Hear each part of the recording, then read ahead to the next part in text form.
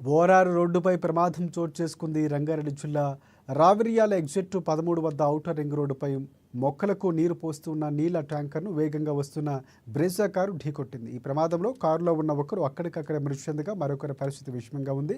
క్షతగాత్రులు ఆసుపత్రికి తరలించారు. ఈ ఘటనపై ఆదిబట్ల పోలీసులు కేసు నమోదు చేసుకుని దర్యాప్తు చేస్తున్నారు.